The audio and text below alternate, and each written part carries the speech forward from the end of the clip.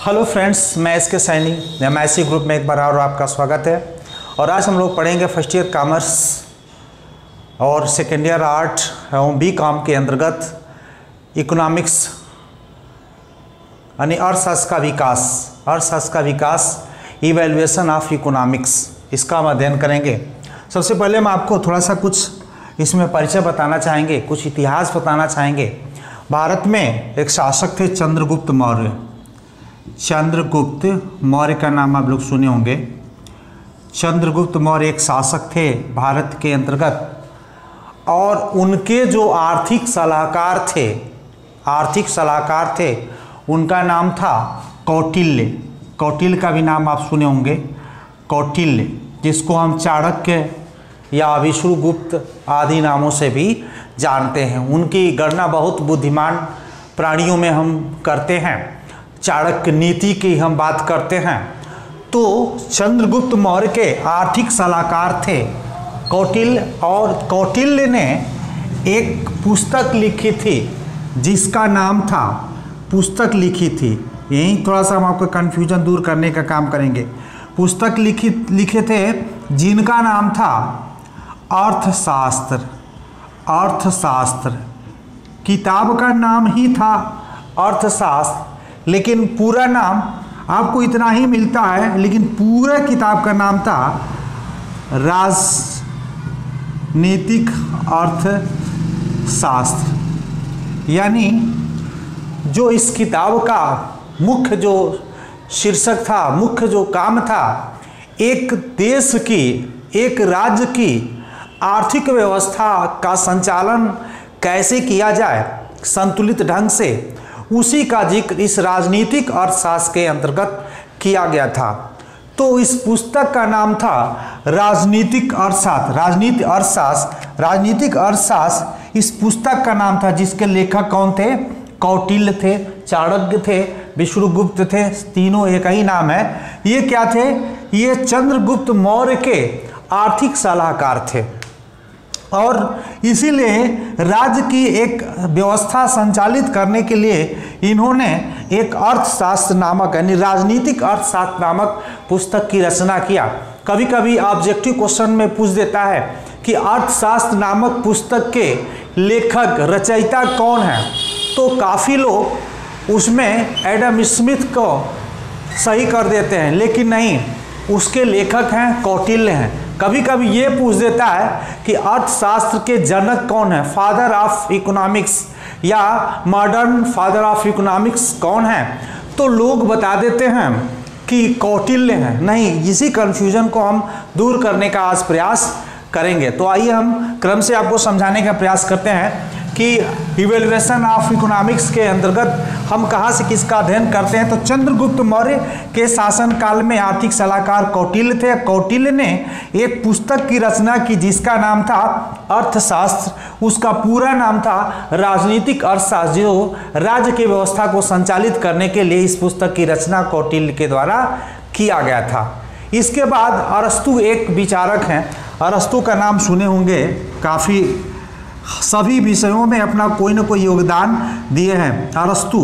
अरस्तु एक बहुत महान विचारक थे जो सभी विषयों पे अपना विचार प्रस्तुत किए हैं। ये अपने एक ग्रंथ इकोनॉमिका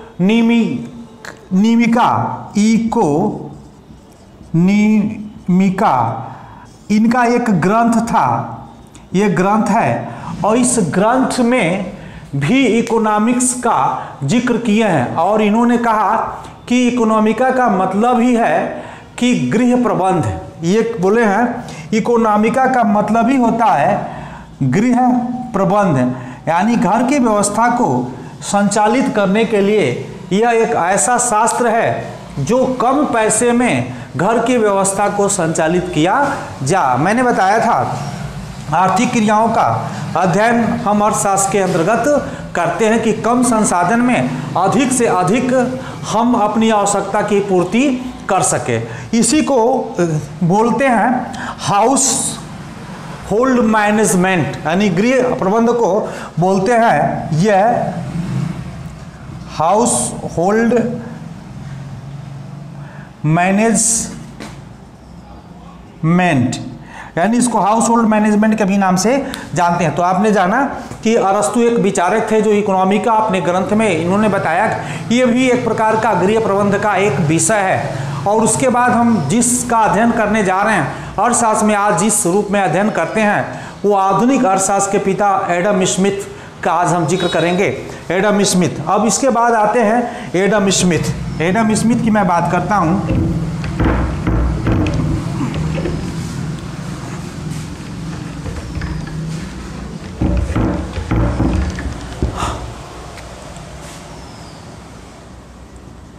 एडम स्मिथ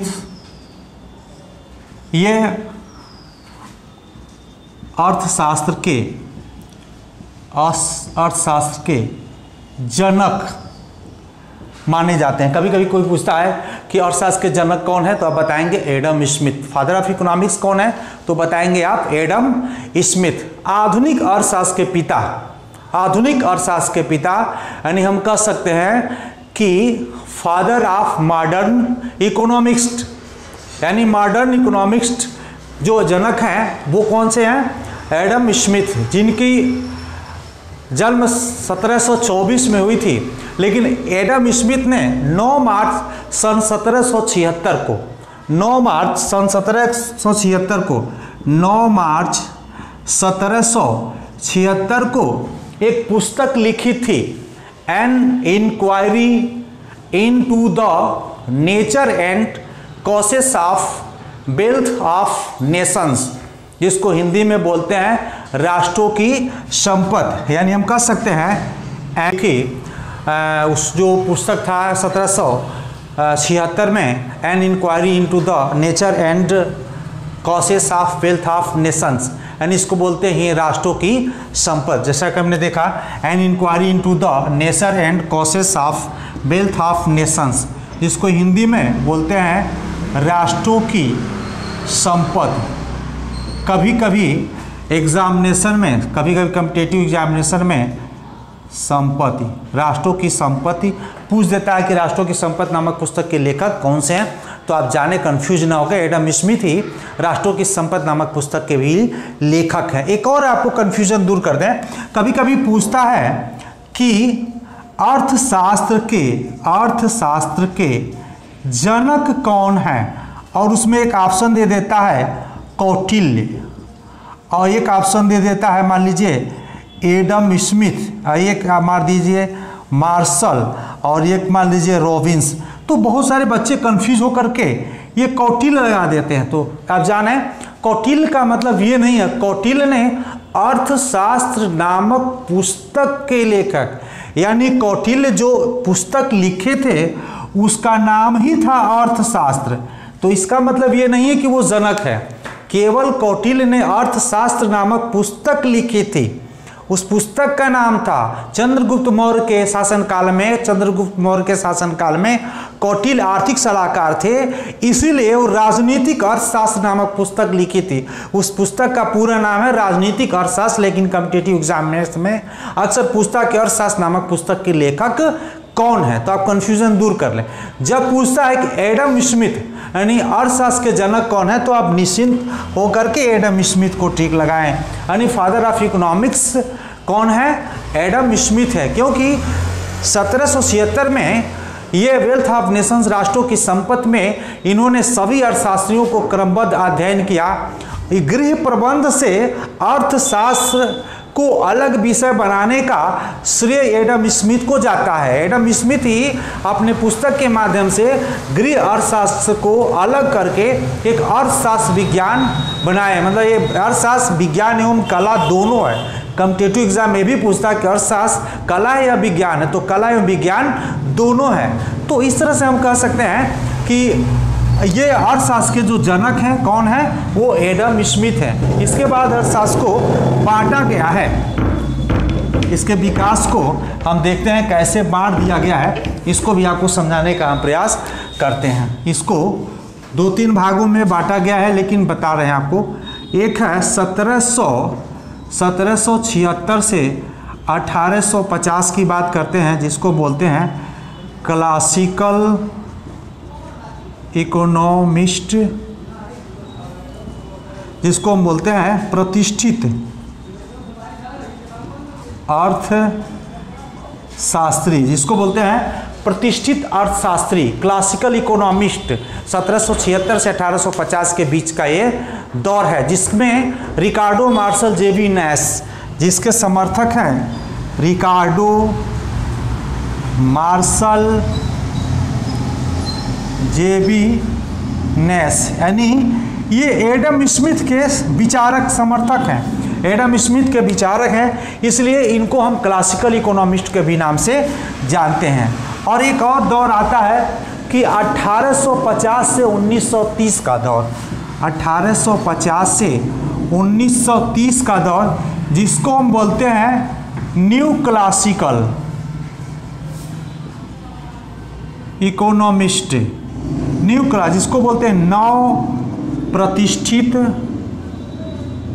अर्थशास्त्री। यानी क्लासिकल इकोनॉमिस्ट के बाद एक न्यू क्लासिकल इकोनॉमिस्ट का एक दौर आता है, जिसको 1850 से 1930 का दौर हम कहते हैं। इसमें जो अर्थशास्त्री हैं मेंजर है, मार्शल है, वार्सल है। मेंजर, मार्शल, वालरस, पीगू और कुर्नो, ये अर्थशास्त्री हैं जिसको न्यू क्लासिकल इकोनॉमिस्ट के अंतर्गत हम शामिल करते हैं। उसके बाद एक आता है समष्टि अर्थशास्त्र। समष्टि अर्थशास्त्र, अर्थशास्त्र को दो भागों में बांटते हैं, माइक्रो और मैक्रो। माइक्रो का मतलब होता है सूक्ष्म और मैक्रो का मतलब होता है बृहद। तो बृहद अर्थशास्त्र के विकास के जो जनक हैं वो हैं लॉर्ड किन्स। वो कौन है? Lord Keynes. यानी समष्टि अर्थशास्त्र का विचार देने का जो श्रेय जाता है वो है लॉर्ड किन्स। लॉर्ड किन्स का बहुत सारे ऐसे विचार हैं, हम लोग बाद में पढ़ेंगे।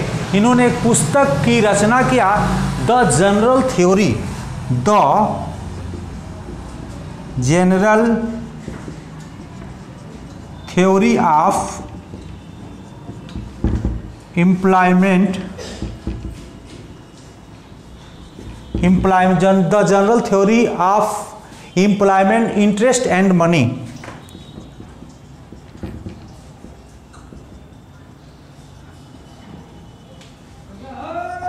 The general theory of employment, interest and money.